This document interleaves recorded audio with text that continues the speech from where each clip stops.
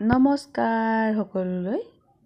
আজি হ'ল ফেব্ৰুৱাৰী মাহৰ 20 তাৰিখ আৰু অসমীয়া ফাগুন মাহৰ 7 তাৰিখ। আজি দিনটোতে আমাৰ সোণাৰ জন্ম হৈছিল।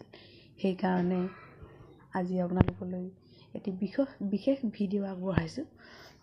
মোৰ ফালৰ পৰা বিশেষ বুলিয়ে ক'ব লাগিব, আন দিনৰ দৰে নহয় যিহেতু। আৰু ৰাতিপুৱাই গা পা ধুই ভাত পানী বনাই মেলি চাহ তাহ খোৱা নাই বাৰু। প্ৰথমতে ভগৱানৰ ওচৰত এভাগ সেৱা জনাওঁ বুলি আগবাঢ়িছোঁ। আৰু লগতে সোণায়ো গা পা ধুই আজৰি হ'ল। সেয়েহে সোণা আহিলত এতিয়া দুয়োটাই প্ৰাৰ্থনা ভাগ কৰিম বুলি আগবাঢ়িছোঁ।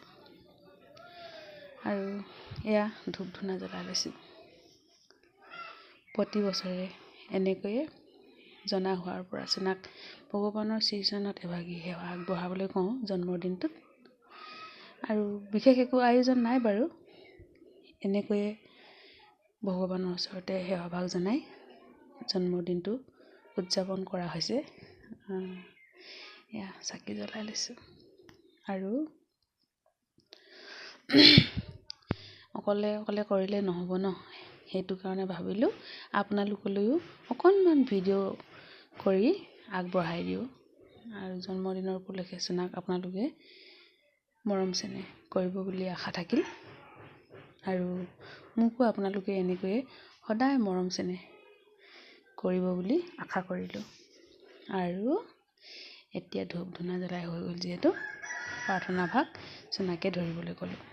প্ৰাৰ্থনা সোণাই গাইছে আৰু এবাৰ মই কেমেৰা ধৰিলোঁ। কেমেৰাত এবাৰ চাব লগাও হৈছে, কিবা কিবি আহি গৈছে নেকি বুলি চাই লৈছোঁ প্ৰাৰ্থনা কৰি থকাৰ মাজতে।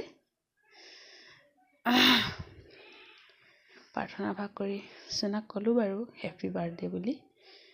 এনেকৈয়ে আৰু সোণাৰ জন্মদিন উদযাপন কৰিছোঁ। আপোনালোকে আশীৰ্বাদ কৰিব বুলি আশা থাকিল দেই। আৰু এতিয়ালৈ আহোঁ, আকৌ লগ পাম। বাই।